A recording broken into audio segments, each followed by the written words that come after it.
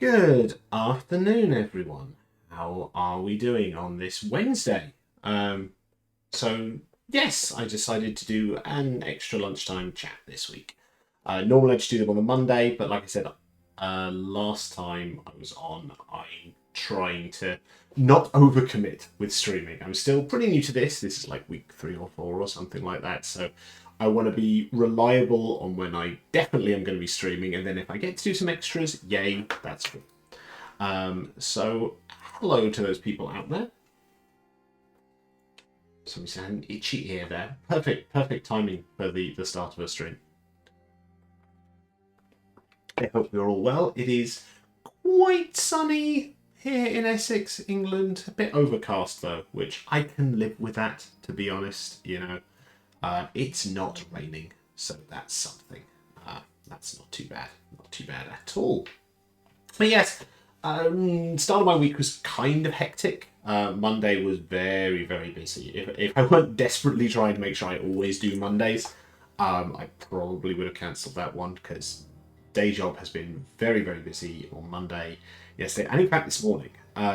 But today was a little bit calmer. So I thought, yeah, let's do an extra stream. Why not? Why not?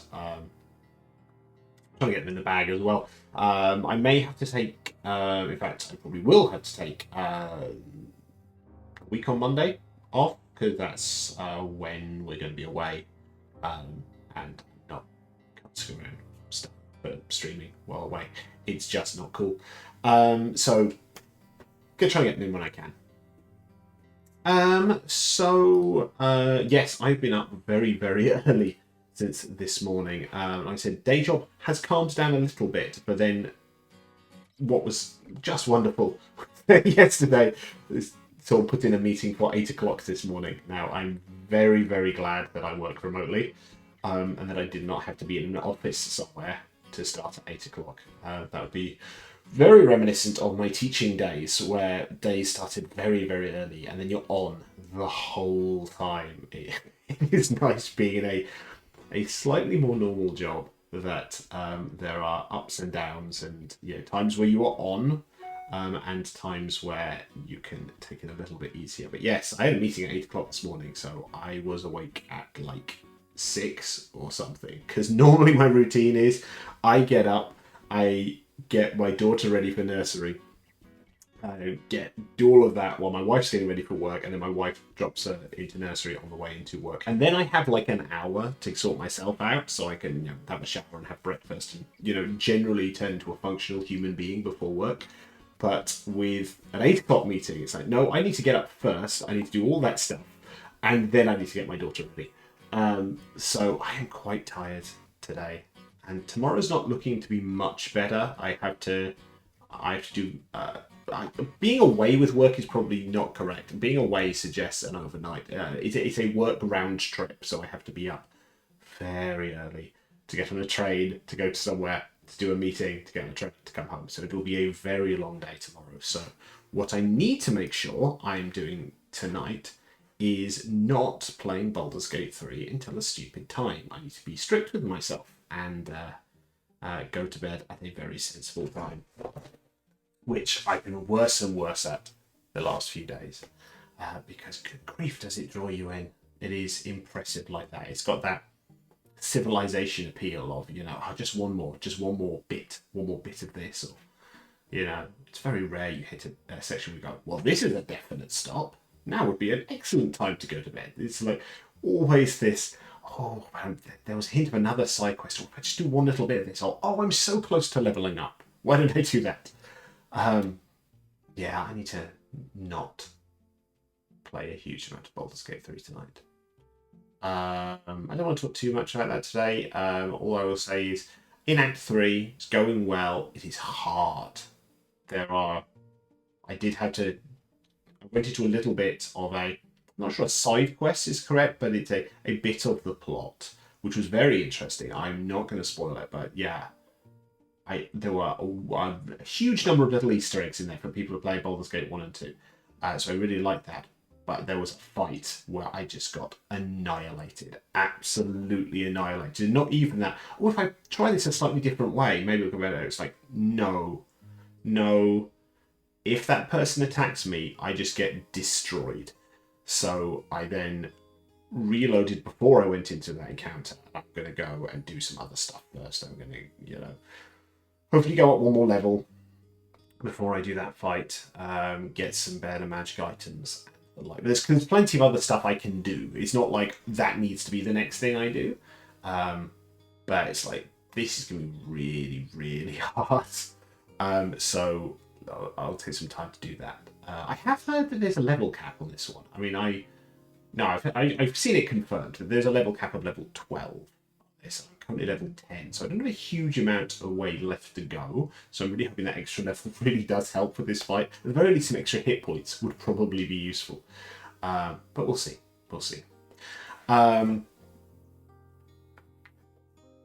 Yes, I'm on 7-Up today. Like I said, was up early, lots of coffee this morning, so I am decaffeinating this afternoon to make sure that I do not give myself a headache, which would not be good.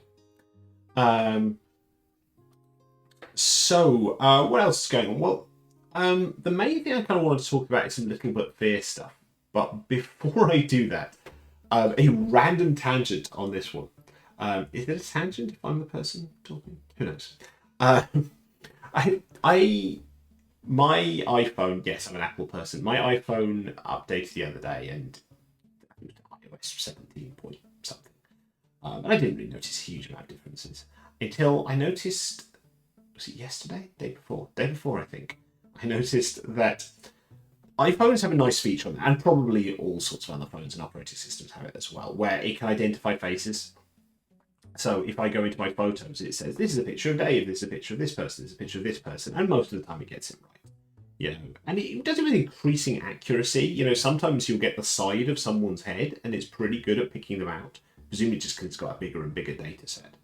And on that note, the one for identifying my 3-year-old daughter, I want to know how that works, because I've now got a data set for her since she was born to now being 3.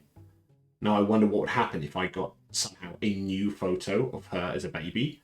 Would it realise that's still her? Because is it like a continuous data set? It knows that all these different faces are my daughter at different ages? Or is it evolving over time? So now it'll only recognise the 3-year-old her and not the teeny tiny version of her. Curious. I would love to discuss that with someone. It's very clever technology. Which brings me on to the surprise that I saw the other day, which is that the people section is now called the people and pets section. And we had 3 cats. We now have only 1 cat. 2 of them passed away last year. And suddenly I had 3 sections on there of, cat 1, cat 2, cat 3, which I then promptly named, which is very clever. iPhone's photo albums have been able to identify pets for a while, in that this is a cat. This is a picture of a cat. And then you click on that, and it takes you to like a Wikipedia page about cats.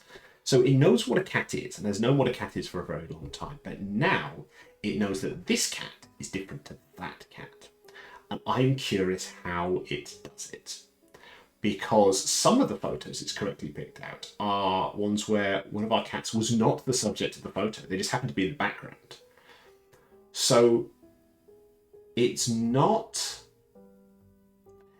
cat facial recognition, which is clearly what the human version is. Clearly it is looking and going, it's looking at measurements and this and that and figuring out by analysing their face who they are. It's clearly not doing that for the cats, because there are pictures of cats which are way in the background and actually looking away. So it must be doing it somehow based on colour and pattern of some sort, which now makes me want to take photos of, say, lots of ginger cats, so to see if we can correctly identify which ones of them are Marmaduke, who's our cat, versus other random ginger cats. But it's cool. It's very clever that it can do this now. And it's actually quite nice. That means that I can very quickly find one if I want to find a cute picture of Marmaduke, but also because, as I said, we lost 2 of our cats last year. The fact that my photo album was now sorted, these are all the pictures of Felicia and Maisie. That's really nice. So, because obviously those photos are now getting further and further into the past. especially because I have a 3-year-old and therefore I have so many photos of my daughter. But it's nice to be able to quickly pull up photos of the cats we no longer have, and it's done that. And there are photos I've forgotten I'd even taken, some of them from a very long time ago. So that's nice and cool. You know, technology is weird, technology is clever. Curious where else this goes with this. So for any other cat owners out there, or people who are owned by cats, depending which way you want to think about it, let me know how this is getting on. Equally, I imagine if they've done cats, they've probably done dogs as well. So if you are a dog owner, how well is that working? Where will this end? Will we get uniquely identified goldfish? We shall see. We shall see. Interesting. So, as I said, the main thing I was planning to talk about today, and I do to a degree plan this. I kind of have a notes file, which is kind of, these are some things I can talk about today. You know, it's not a firm thing in particular, but it's always good to have some notion of what you might be talking about on the stream, because otherwise it'll just be me rambling from topic to topic, which you could argue is what I'm doing anyway, but there is a little bit of method to my madness in that I'm thinking, well, this would be a thing that's happening that you might want to hear about, or maybe not. So the main thing I was thinking to talk about was some stuff about Little But Fierce. So for those who are out there who don't know, Little But Fierce is my rewrite of Dungeons & Dragons 5th edition.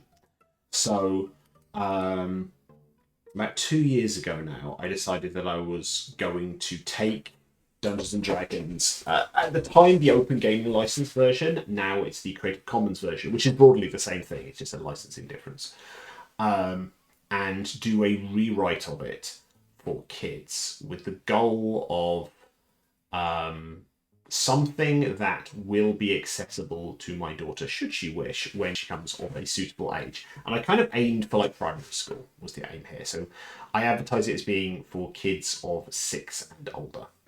But I have heard of people playing with their 5-year-old, which is very, very cool. Now, I should say it is a complete rewrite. Some of it was incredibly difficult. And it's a rewrite in 3 different ways, and I've talked about this a few times, so I don't want to retread old ground too much. But essentially, the first thing I did is I streamlined the rules. That's reducing number of skills, number of stats, and stuff like that. Removing rules that are probably only there to prevent power gaming. And just some bits which are just needlessly complicated. I've just streamlined them a bit. I've simplified the language as well. That is a huge bit, and why it requires so much rewriting. Is that everything, I assume that everything in the Little But Fierce book could be read by someone who's 6 or older, and therefore my choice of words is very specific. I don't use needlessly long words. I don't use needlessly esoteric language either. Also, I try and make sentence structure simplified, because for those who are familiar with D&D, or to be honest, almost any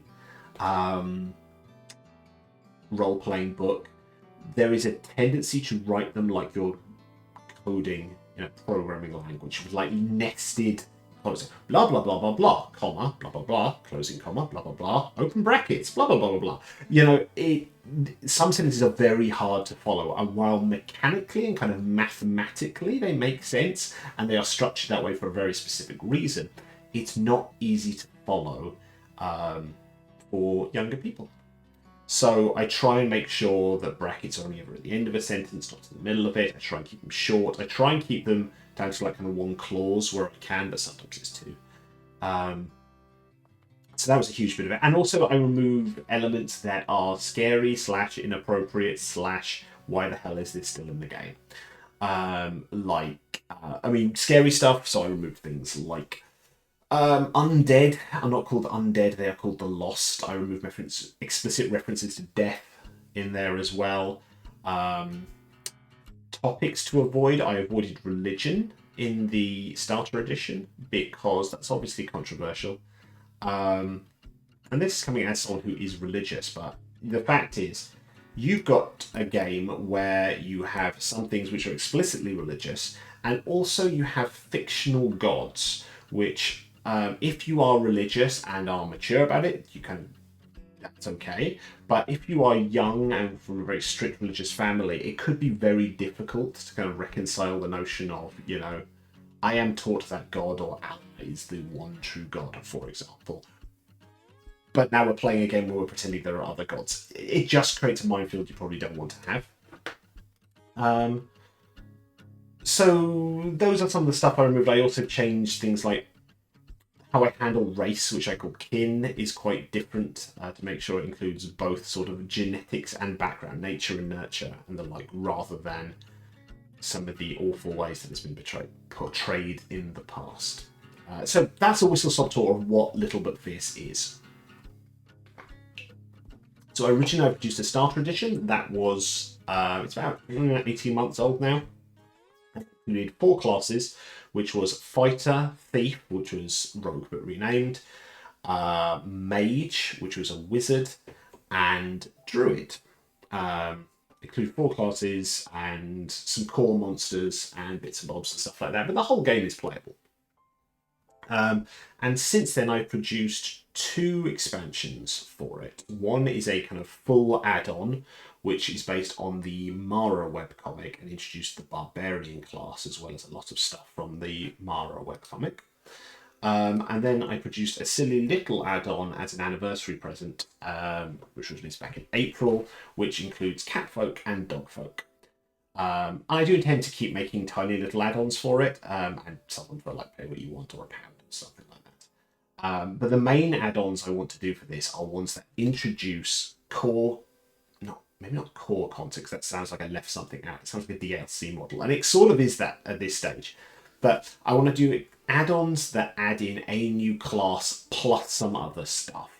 And that way you can kind of piece together all the way up to a kind of a full experience, with the goal that at some point in the next couple of years, I'm going to do a crowd-funded edition, a physical release that includes all the classes in a far more comprehensive product. Now, it won't include everything that's in those add-ons, because, as I say, every add-on has a theme.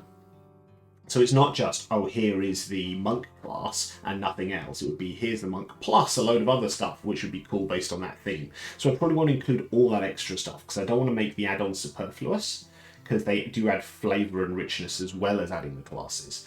But when I do the physical release, it will include all the classes that I am including.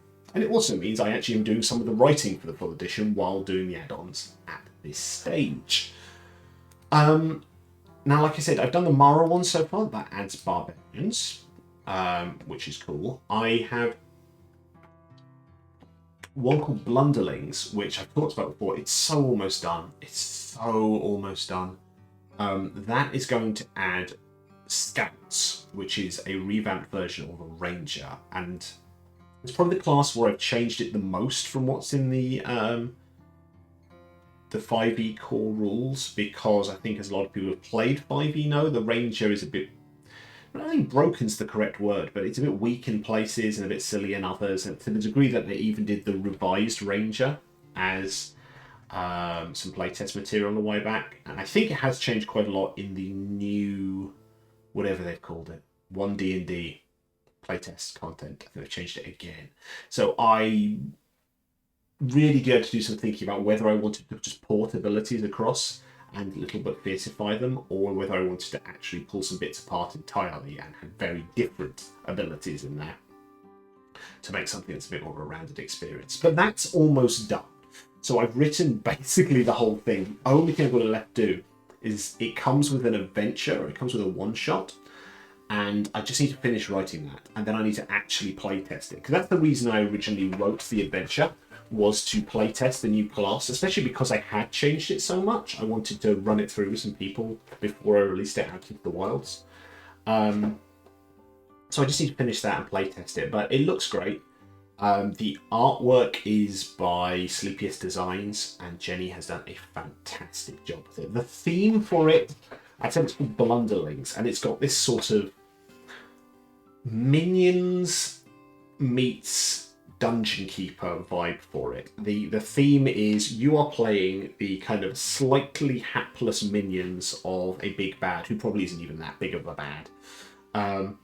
So it's been the kind of foolish kind of the notion of, I mean, like minions or like, you know, being silly little goblins or imps running off doing, you know, missions for the boss, you know, steal this, etc.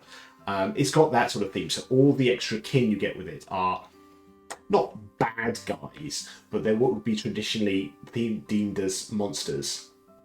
But they've got a kind of a slightly silly spin on them. There's nothing horrifying in there. So I didn't go for ghosts and zombies and stuff like that. You've got like a gremlin, and you've got something called Skelling, which is a slightly silly skeleton type race, which is kind of pieced together from bones of other things. It's got a kind of Cubone vibe, if you like Pokemon. So that's Blunderlings, and I do need to finish that. I just need to stop being lazy, bite the bullet, and write the end of that adventure, and then run it. Which, in now that I am streaming, that yay content. You know, I can just stream that entire game, and that'll be fun. And also, that would be my first time running a stream. I have been on a stream. I've done a streamed game before. I did a Hard Boiled Adventures one shot that became a two shot, which I DM'd, but I didn't do the engineering side of that. Maori Nerd did that. So I just had to be on camera and do my thing, but I didn't have to worry about was everyone's cameras on and stuff like that. So when I do this one, I probably will do it all myself, and that'll be fun. Or at very least fun, it'll be different, and it'll be a good experience for me. Anywho, that's Blunderlings. So that's the Ranger class kind of ticked off when we get to that one. So the other one I've started work on, because I always have multiple projects on the go, is something called the Stuff of Legends. That is mythology based. I did a full stream on that. In fact, it was my first stream, was a writing stream I did a few weeks ago. And that's there as video on demand here on Twitch. It's also on YouTube. In fact, all my stuff is on YouTube. So that is, like I said, mythology based. All kinds of mythology, mainly with a focus on kind of Greeks and Romans, but I want to include a whole mixed bag of stuff. And that introduces the priest class, which is going to be my version of a cleric. And I figured because it's wrapped up in a mythology kind of vibe, that's how I'm kind of selling I'm now going to talk a little bit about religion. Because, you know, I think everyone is exposed, even people with a religious background are exposed to Greeks and Romans. In the UK, at least, you do it at primary school. You cover all that kind of stuff. Hello, how are we doing? I'm late to class, sorry. How are you doing, good sir? I'm not too bad. I am tired. As I said earlier, I had a meeting at 8 o'clock this morning, which was fun. Honestly, it went fine, but it meant that my day was slightly disorganized in getting ready for that. Again, at least it was remote. At least I just need to make sure that the top half of me is presentable and I could be on camera, which is a lot easier than, oh, you need to be in the office for 8 o'clock, which would suck, especially because my office is in London, so it takes me a good hour and a bit to get into the office if I had to. So very glad I didn't have to be in the office, but I am tired. How are you? How are things going? We've not spoken in ages. What I've been talking about here is a little bit about Little But Fierce and where I'm going with this. So I've talked a little bit about Blunderlings, which is an expansion that's going to add scouts, who are rangers. Stuff of Legends is going to include priests, which are clerics. And then I've got vague ideas for what I want to do with some of the other classes. And there's a question to how far I go with this.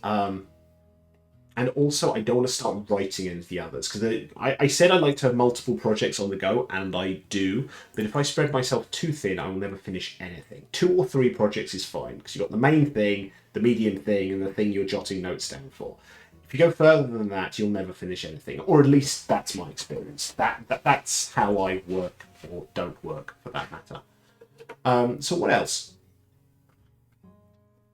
Well, before I started writing the Stuff of Legends, the thing I thought I was going to write next was a Oh, hang on.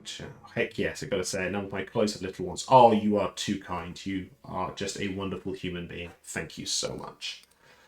Um, Train of thought, disfit. Yes. So the next thing I thought I was going to make was going to be a kind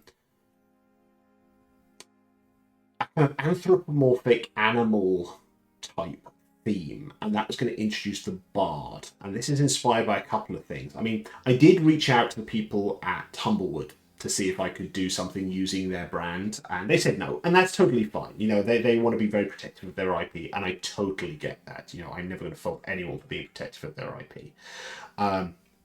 So I want to still want to do something in that vein because what Humblewood does is not unique. It's just done very, very well. But I still want to do something in that vibe. But also, my touchstone on this one was things like the Disney Robin Hood, that kind of vibe. And when I talked about the Bard, I'm thinking of like the rooster in Disney's Robin Hood. You know, the da dee da dee dodo, that guy. Because I think that works really. There's something nice about adding all these kind of anthropomorphic creature races, and also adding, them playing music in the woods and stuff like that. It's just a cute vibe. It really is, and it means I can add like fox folk and hedgehog folk and stuff like that. And I am hoping. Early discussions have been had. We'll see where it goes. I'm hoping it'll be a collaboration with a creator who I really, really admire. I'm not going to name them here in case it doesn't work out, because then that feels like, yeah, they flaked out and blah, blah, blah. No.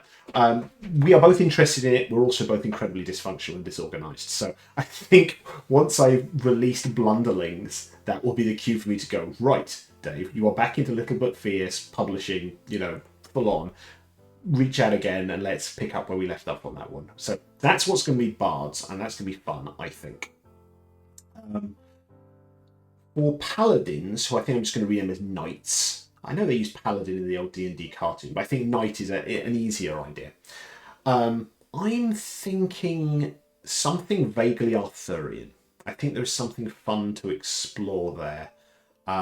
Because it's the classic, knightly kind of adventure.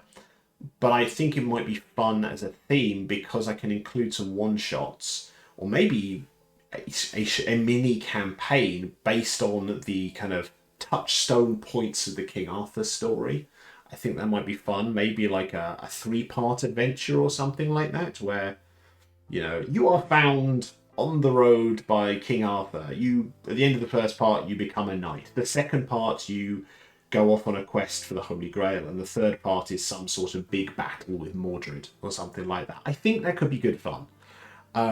And it gives these kind of hints and flavour and fun of the Arthurian legend, taking the best parts of various pieces. Someone I've never seen, the BBC Merlin, or I've seen little bits of it, but I never watched it. But I understand a lot of people really enjoyed that. For some reason, my go-to version of the Arthurian legend is the Sam Neill Channel 4 version of Merlin that they did back in, I want to say, the late 90s. It could have been early noughties, potentially. I'd have to double check that. But that was great. That was Sam Neill, Miranda Richardson, Martin Short. Yeah, that was great. Miranda Richardson, fantastic in that. Chewing the scenery as only Miranda Richardson can do. And loads of little bit part players, like Rutger Hauer is in it, and people like that. Really, really enjoyed that. But you're right. A lot of versions skip out on Morgan Le Fay. And Morgan Le Fay is a complicated one because there's two, as far as I understand it, there are actually Morgan Le Fay, how we see her in a lot of versions, is a combination of two. There's like Morgan Le Fay and Morgana, who are not the same person. I think one is like a witch, and one is Arthur's half sister, who he sleeps with. That's a whole thing that we wouldn't put in a kid's version. But you're right. It means I get to be, I get to play around with the mythology a bit in that, which I think would be a lot of fun. So that's what I'm thinking along those lines for that. And I think I will weight that one more heavily towards the adventures. like I said, Blunderlings, it's got about 5 kin in it, it's got the new class, it's got some other bits and bobs in it, and it's got a one-shot sort of tax on at the end, but it's a good old bit of content. I'm thinking this Arthurian one is probably going to be the Knight class, and probably not a huge amount else other than the adventures. Because I don't think I need to add, oh, here's a load of new creatures, here's a load of this, that, and the other. I mean, I'll probably add some items, like I'll have the Holy Grail and Excalibur, which will be reprints because they're going to appear in Star Legends. But I think the main focus of that expansion will be the mini campaign, which will start at level 1 and maybe go up to about level 5 or something like that. You know, it'll give you a chance to play around with that quite a lot. And it's a nice, like I said, easy touchstone because people are familiar with it.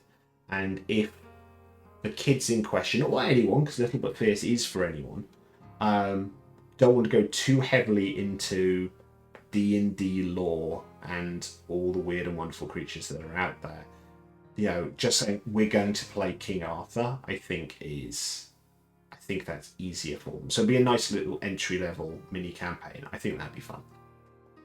What else? So I do want to do a version of the Artificer. Now I need to be really careful on that one because the Artificer class is not in the Open Gaming License, nor is it in the Creative Commons version. So I can't do a more direct port of the Artificer class, which is essentially how I start everything else. I go, right, let's take the 5e version, let's port it across and simplify each ability as we go. I can't do that with the Artificer because I will definitely be in breach of copyright if I do that. So I'll essentially be building something of that kind from scratch.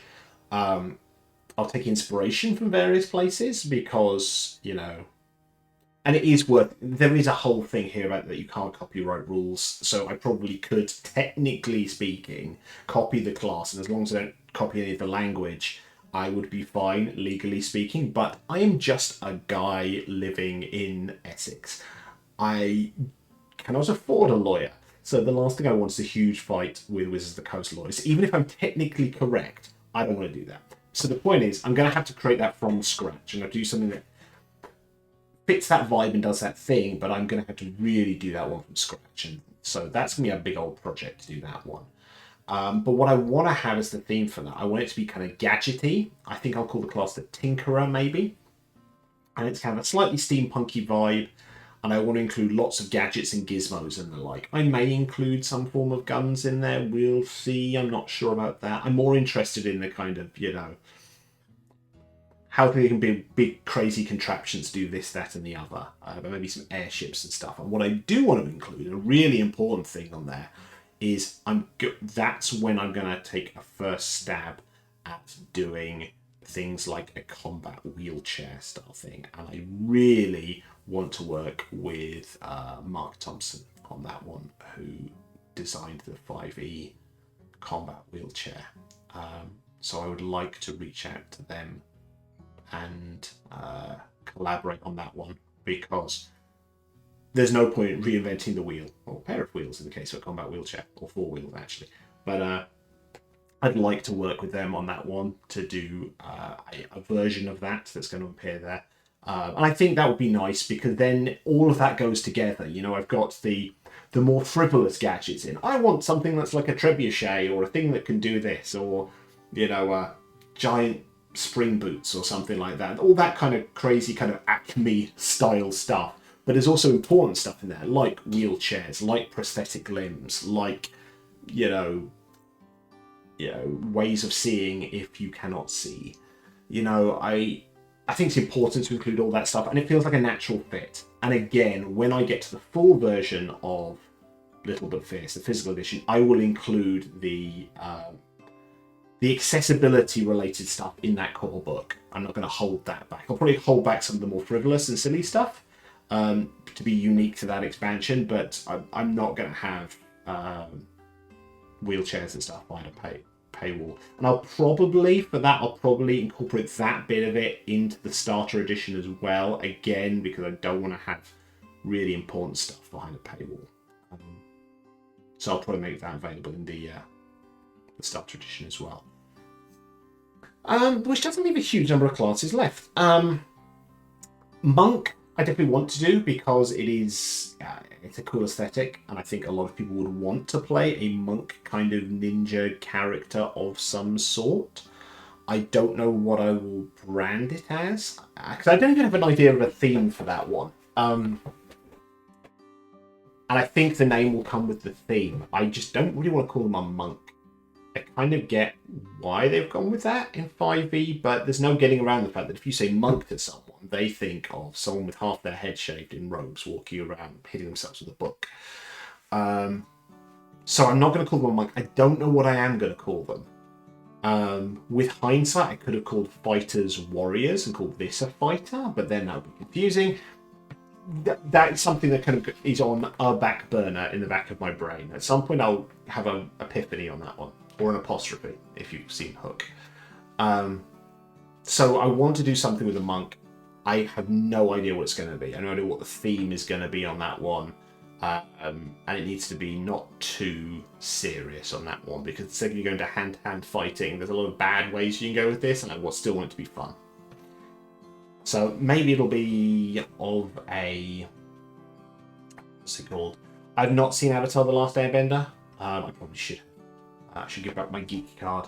But maybe that it's something in that kind of space. We'll see. We'll see. Which I think, unless I've missed something, and I probably have. I think the only thing that leaves are warlocks and sorcerers, and I genuinely don't know if I'm going to do them. That's the thing. Because when it comes down to it, it's a lot more of a semantic difference. It really is. I've got a mage who studies their magic.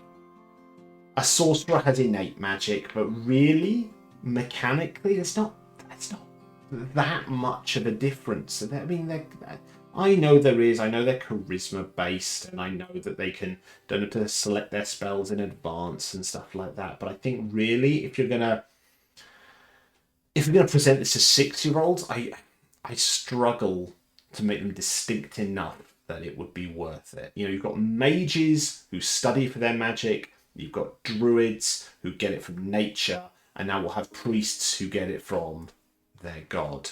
I'm struggling to see how I can make a sorcerer work in a way that's unique and interesting. And warlocks are different. There's admittedly that. You're not wrong. 20 and 36-year-olds are unsure of the distinction, so that makes sense indeed. And warlocks, I don't like the theme of them for this game. Warlocks are quite cool as a concept. They really are, and it gives you a lot of interesting role-playing opportunity. But in terms of they made a deal with something, whether that's a devil, whether that's a fey creature, I'm just not sure it's somewhere I want to go with A Little But Fierce. I think the way I'm doing priests in a mythology base is the best way I can do it with my avoid religion theme.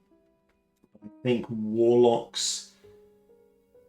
I mean, I may change my mind on this one, but I think I would struggle to make that thematically appropriate. And the fact is, if you really want to do a warlock style thing, like Ariel making a deal with Ursula, as you say there, you could rebrand the priest class for that. The priest class, you get it from your god. The god could be something else. You know, it could be another person. It could be, a creepy thing. It doesn't have to be, someone sitting on a cloud. So I think you could do it that way. And yeah, there's different sorts of spells, like warlocks are more, arcane than divine. And you wouldn't get that if you did it with a priest. But I'm just struggling with this one. I struggle to think of what makes it unique and what makes it thematically appropriate. So I'm currently thinking I won't do warlocks and sorcerers. But, I can change my mind. This is me as my process. And we are like 6 expansions down the road from here. By the time I get to that, I may have changed my mind. We will see. But that's kind of my roadmap for where I want to do with the classes for Little But Fierce. I want to do loads of other little stuff. I plan to do little add-ons that I drop in as I go. I've got a couple of them up my sleeve. There's one I will do just because I saw some wonderful artwork. I got an artwork pack from Artcher, Artcher, which is you get the license for it when you buy the pack, and there's some adorable little like mushroom people in that, which I think I'll just turn into a quick one-page expansion because they're cute. I want to do something with creatures I'm not allowed to use, and I've spoken about this before. So, especially with the D&D movie and Baldur's Gate 3, people are thinking about beholders and mind flayers a lot. I can't use beholders and mind flayers; they are very definitely trademarked. However, you can do similar things that hit the same sort of visual notes and the same sort of thing without being a direct copy. The obvious example is beholders clearly appear in the Elder Scroll games. They're just called Watchers. But they are essentially just a big floating eyeball with some tentacles, So that is not unique to D&D Beholders. So I want to do a mini expansion that includes my version of Beholders and Mind Flayers, so that if you are porting a D&D adventure or your party want to encounter these kind of versions, then you can do something like that. Oh, interesting. The Beholder I encountered in BG3 was a Spectator. I think there always used to be something called a Spectator as well. Were they mini beholders? I can't remember. But, we're definitely seeing this more and more. And in Legends of Vox Machina, they had a fight that was historically with a beholder, and it was with something that kind of fit the same mold, but wasn't exactly that and wasn't named. So I'm going to do that, and I will try and keep doing anniversary stuff as well. And I want to do some seasonal stuff as well. I want to do some Halloween stuff and some Christmas stuff. In fact, I want to do some Christmassy stuff based on an idea I've had for a while, and I made you two versions of it. I made you a 5e version of it and a Little But Fierce version of it. I want to do my take on Home Alone. I want to do something, especially Little But Fierce, which is essentially you are the children of two powerful wizards who get teleported away from the mansion, and then an ogre and a half-orc, thieves try and break in, and you've got to use not a lot of your own magic because you're kids, you might be like level 0 or something like that, or level 1 at the very least, but it'll be more about the gadgets and gizmos and magic items and all sorts of stuff that are in your parents' really flash house. So I want to do my spin on Home Alone. And it's been rattling around for a while. Eventually I'll write it, and I've got to write it in enough time. Like, I'd have to start it like this Christmas to release it next Christmas, because the second I give myself a really strict deadline, it never happens. Also, if I'm going to do that, I'm going to need some original artwork. I'm going to need a cover at the very least, which is a good old pastiche of the, Home Alone cover. Has to be done. And that would be so much fun. Just so much fun. Anywho, right. I'm almost out of time because I need to go back to work in a sec. So thank you so much for joining me. In terms of general links and stuff like that, all my videos on demand are on Twitch. They're also on YouTube at DC Bradshaw.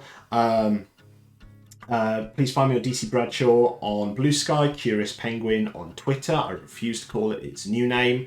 If you'd like to support me, I have a Patreon, which is DC Bradshaw RPG, and I have a Ko-Fi, which is DC Bradshaw RPG, and funds for that fund the Tabletop RPG Creator Directory.